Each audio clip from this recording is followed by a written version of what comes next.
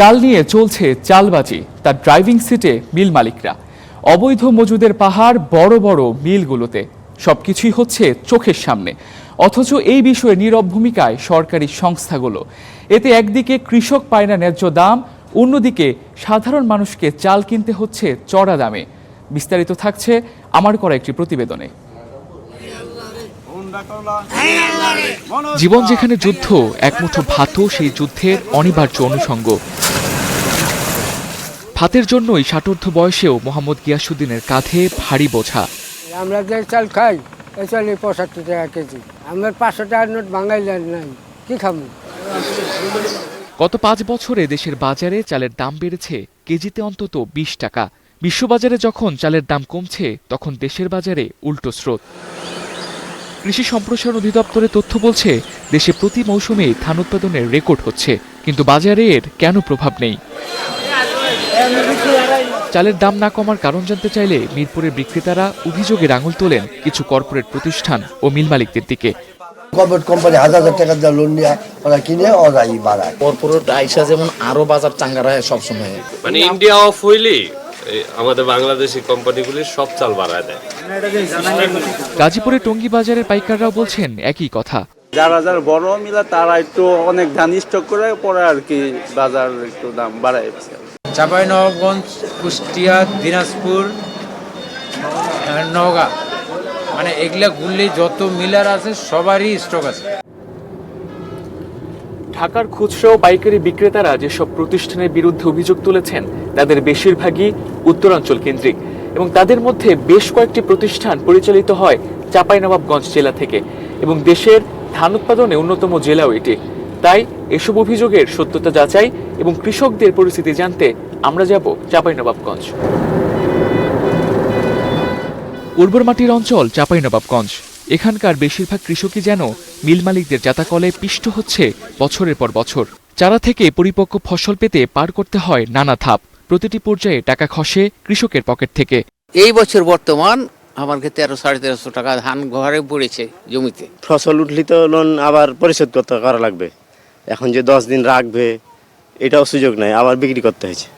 স্থানীয় আড়তদাররা বলছেন, মিলগুলোর বেঁধে দেয়া দামেই কৃষকের কাছ থেকে ধান সংগ্রহ করতে হয় তাদের, তা না হলে তাদের ধান বিক্রি হয় না। বাজার নিয়ন্ত্রণ ওই মিলাররাই করে আর কি, যখন বাজার বাড়তি হয় তাদের অর্ডারেই বাড়তি হয়। এই গ্রাম প্রতি সব মিলারের কাজ। চাপাই যদি বলে নিয়ন্ত্রক, তাহলে এরা 3 জন, ইরফান হক আর আপনার আকবর। ভরসা পেতে নিজেকে হতে হয় পাতের মতো দৃঢ়, ঠিক যেমনটা জেডএসআরএম। চাঁপাইনবাবগঞ্জে অনুমোদিত অটো রাইস মিল আছে 80টিরও বেশি, যাদের অনেকের বিরুদ্ধেই অভিযোগের পাহাড়। এখানকার বড় একটি চালকল সাগর অটো রাইস মিল। পরিচয় গোপন করে আমরা ঠকি মিলটিতে। মজুদ আইন বলছে 15 দিনে একটি চালকলের উৎপাদন সক্ষমতার 3 গুণ পরিমাণ ধান মজুদ রাখা যাবে সর্বোচ্চ 30 দিনের জন্য। অথচ এই চালকলটি মজুদ করেছে 4 থেকে 5 মাসের ধান। ছাঁটাই করা চাল সাদা বস্তায় মজুদ রাখা হচ্ছে কয়েক মাসের জন্য। তবে মজুদের বিষয়টি অস্বীকার করেন চালকল মালিক।